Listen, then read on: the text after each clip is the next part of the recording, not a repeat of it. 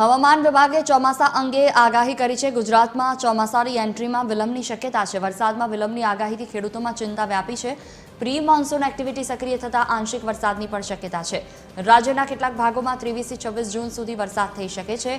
26 જૂન આસપાસ વિધિવત ચોમાસું શરૂ થવાની આગાહી છે। જો કે હાલ રાજ્યમાં તાપમાન સામાન્ય રહેવાની પણ આગાહી કરવામાં આવી છે। અમદાવાદમાં 40.6 ડિગ્રી સાથે સૌથી ગરમ શહેર રહ્યું છે।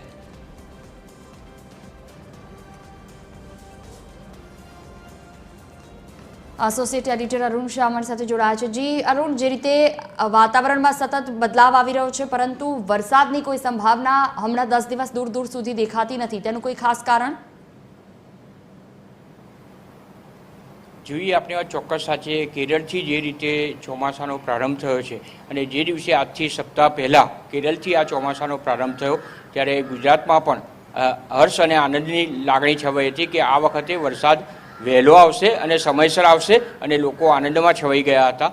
પરંતુ અત્યારની સ્થિતિ આપણે જે રીતે જોઈ રહ્યા છીએ અને ખાસ કરીને વાતાવરણની જો વાત કરીએ તો ચોક્કસ રીતે જે તાપમાન રહેવું જોઈએ એ તાપમાન આજની તારીખે પણ યથાવત રહેવા પામ્યું છે। એટલે કહી શકાય કે જે વાતાવરણમાં પલટાની જે વાત હતી ને ચોમાસું પણ વહેલું શરૂ થશે એ કહેવાના સ્થાને અત્યારના સંદર્ભમાં કહી શકીએ તો ચોમાસું આ વખતે આ વર્ષે વિલંબમાં થાય એવી સંભાવના ચોક્કસ રીતે પ્રવર્તે છે।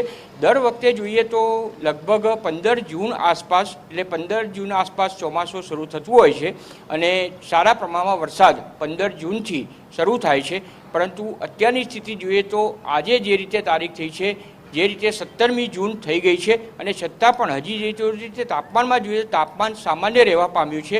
એટલું જ નહીં પરંતુ સાથે સાથે જે સવારના સમયમાં અને સાંજના સમયમાં ચોક્કસ રીતે વાદળો છવાય છે, પરંતુ વરસાદ થવો જોઈએ એ વરસાદ યોગ્ય પ્રમાણમાં હજુ પણ શરૂ થયો નથી। અને જે વેસ્ટર્ન ડિસ્ટર્બન્સની અસર કહી શકાય કે સાયક્લોનિક સર્ક્યુલેશન જે થાય તે પરિસ્થિતિ પ્રવર્તે છે અને તેના કારણે વાદળછાયું વાતાવરણ સવાર અને સાંજના સમયમાં રહેશે, પરંતુ જે તાપમાન હોય છે એ બપોરના સમયમાં પણ તાપમાન યથાવત રહેશે। લગભગ મહાનગરોની જો વાત કરીએ તો અમદાવાદ સહિત તમામ મહાનગરોમાં 40 ડિગ્રી જેટલું સેલ્સિયસ તાપમાન રહેશે। પરિણામે બપોરના સમયમાં તાપમાન વધુ થાય છે, પરિણામે ગરમીનો માહોલ પણ છવાયેલો રહે છે। પરિણામે કહી શકાય કે અત્યારના સમયમાં જે ઠંડકવાળું વાતાવરણ લોકોએ અનુભવવાનું હતું એના સ્થાને ગરમીનો અનુભવ પણ લોકો કરી રહ્યા છે। એટલે સવાર અને સાંજે થોડીક ઠંડક અને બપોરના સમયમાં જે ગરમીનો અનુભવ થયો છે એટલે કહી શકાય કે મિશ્ર અનુભવ લોકો કરી રહ્યા છે। પરિણામે આ વખતે ચોમાસું હજુ પણ એકાદ અઠવાડિયું વધુ વિલંબ થાય અને 26મી તારીખ પછી ચોમાસાનો વિધિવત પ્રારંભ થાય